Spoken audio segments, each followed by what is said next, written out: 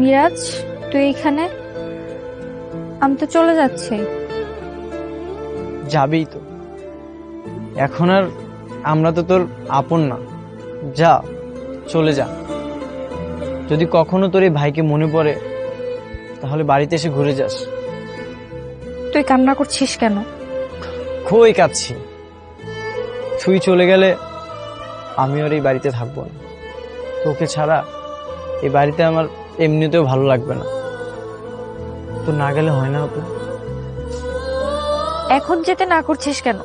যখন মারামারি করতি তখন তো সবসময় বলতে ওকে বিয়ে দিয়ে দাও, ওকে বিয়ে দিয়ে দাও। তোর ইচ্ছে তো পূরণ হয়েছে, এখন তো আমি চলে যাচ্ছি। তুই চলে গেলে আমি কার সাথে ঝগড়া করব? এই বাড়িটা তো ফাঁকা হয়ে যাবে তুই চলে গেলে। এখন বুঝতেছি বোন কি জিনিস। আমি আর তোকে জ্বালাবো না, তুই যাস না। যাস না বললেই হলো? বোনদের জীবন এমনই, আপন ভাই আপন বাড়ি রেখে অন্যের বাড়িতে চলে যেতে হয়। আমি তোকে ছাড়া থাকতে পারবো না। তোর সাথে কত ঝগড়া করেছি, তোকে কত বিরক্ত করেছি। আমাকে মাফ করে দিস, আমি তোকে অনেক ভালোবাসি আপু। আমার কাছে মাপ চাচ্ছিস কেন? ভাইরা বোনদের অনেক আদরের হয়, বোনরা ভাইদের অনেক আদর করে। তুই আমার কাছে মাপ চাস না। আমি তোকে কত বকাবকি করছি, কত মারামারি করছি, তুই আমাকে মাফ করে দিস। তুই আমার কাছে মাপ চাচ্ছিস কেন? আমি তোকে অনেক ভালোবাসি ভাই। আমিও তোকে অনেক ভালোবাসি। আমি জানি না কোথায় যাচ্ছি, ওইখানে মানুষগুলা কেমন। যদি কোনো বিপদে পড়ি তখন তোকে কোথায় পাবো ভাই? ওখানে গিয়ে কোনো বিপদে পড়লে ওদের আমি 12টা বাজিয়ে দিব।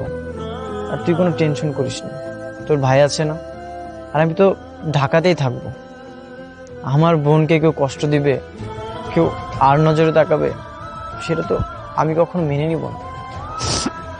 সাথী, দ্রুত চল, সবাই অপেক্ষা করছে। আমি মিরাজকে রেখে কিভাবে যাই? দেখ না, ও কান্না করছে, আমি ওকে আমার সাথে নিয়ে যাই। আচ্ছা মিরাজ, তুই চল, সাথে সাথে ঢাকায় যাবি। না, আমি যাব না। তুই আমার সাথে চল ভাই, আমি জানি আমি চলে গেলে তুই এখানে বসে সারা রাত কান্না করবি।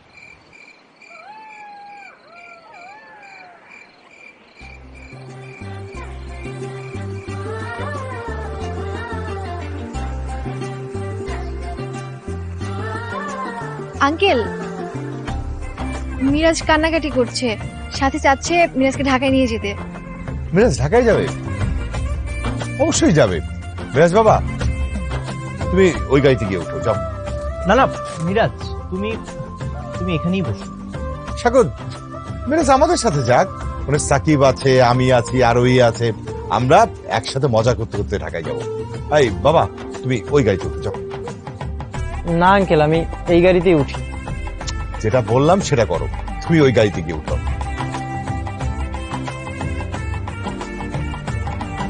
এই সাগর, উঠ, উঠে পড়।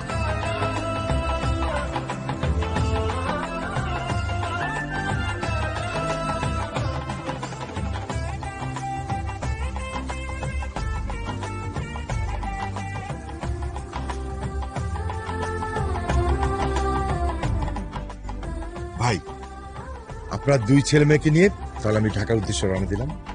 আচ্ছা ঠিক আছে। তো ভাই, আপনার কাছে আমার একটা ছোট্ট অনুরোধ আছে। কি অনুরোধ? আমার মেয়েকে আপনার মেয়ে হিসেবে দেখে রাখবেন। ও যদি কোনো সময় কোনো অন্যায় করে মাফ করে দিবেন, ওকে আপনার মেয়ে হিসেবে ভাববেন। ভাই, এখানে ভাবাভাবি কিছু নেই। আজকে থেকে আপনার মেয়ে হচ্ছে আমার মেয়ে। আপনি কোনো টেনশন করবেন না। আর শুনেন, নিজের শরীরের প্রতি যত্ন নেবেন। আর সময় করলে ঢেকে আসবেন অবশ্যই। আর ধুর, বিদার সময় কান্না করতে হয় নাকি? আসেন, আল্লাহ হাফেজ, ভালো থাকবেন।